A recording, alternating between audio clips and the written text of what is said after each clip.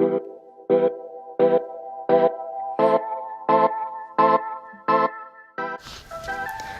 Micro! Yeah. Okay. Let's go. Have you ever heard of elasticity before? Taking place in all your favorite grocery stores. Changing all the prices and supply of candy bars, making me wonder what the perfect substitutes are. If I had $2 for that candy bar, and I bought it for a price lower by far, that would mean my consumer surplus jumps the bar, surpassing that old producer surplus that should stay in the barn. That means I get more total surplus, dude. More total surplus. I got this candy bar for $5 today. I went back the next, and it was 10. Okay, perfectly inelastic demand, ruining my day. Cause no matter the price, I buy it anyway. Now Stop and Shop is having a 20 bean sale. Anything you want for 20 beans, making my face pale. The manager is calling it perfectly elastic. Yeah, we all screaming it's perfectly fantastic. 8 months later, the Pop and Stop Shop is facing market failure. Must have been the general manager's stupid behavior, just failed by his own nature. Or maybe he didn't know what optimal quantity was. That problem's major. Ever heard of MV equals MC, bro?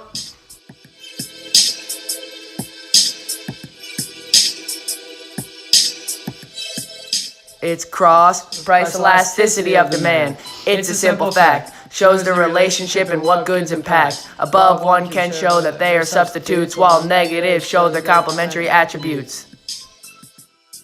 Yeah, but don't forget about us. Income elasticity demand, it ain't a fuss. Changing UD divided by the change in I, making sure it's not inferior, it's a normal pie. Alright, the store went under. Can't say they didn't warn me, but let's reconsider.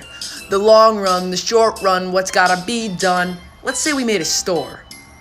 In the short run, my inputs would be fixed, like a pizza oven that can only make 6. In the long run, my inputs vary as I add more ovens. Money starts flowing, cause now we're making dozens. Our only fixed cost is the utility bill. Variable cost includes bread and cheese to refill. When it's doing well, it's economies of scale. But if it gets too big, it may just fail. So where do marginal costs come into play? Adding in additional type of candy every day. This is what happens when you add one more bar. We keep it bump until our MC comes too far.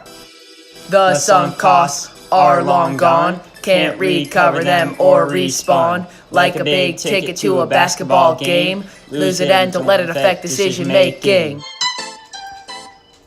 Drop 20K to fill those shelves with candy bars and frost. I guess you'd say that's an explicit cost. This is not the same as an implicit cost. That would be the 20K we could have invested in Microsoft.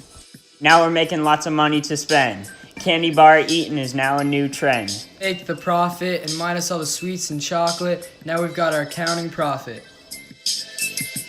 Simple as that. Now take accounting profit minus the 20K we could have used to deposit. Make interest in a bank instead of pay for chocolate. Hey, whatever, let's call that economic profit.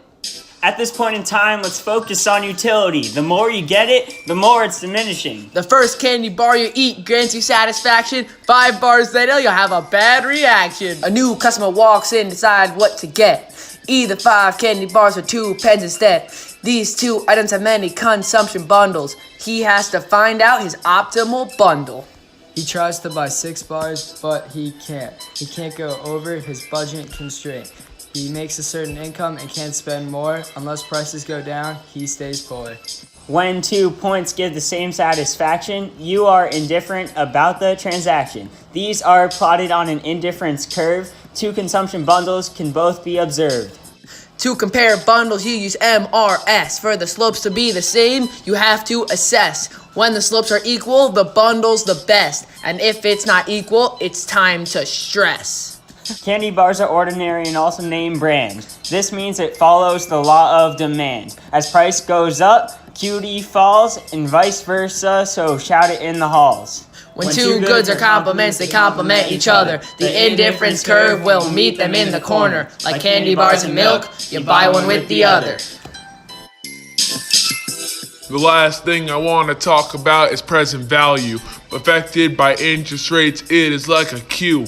When interest rates are higher, it holds less value. But when they are lower, it's more to spend on you.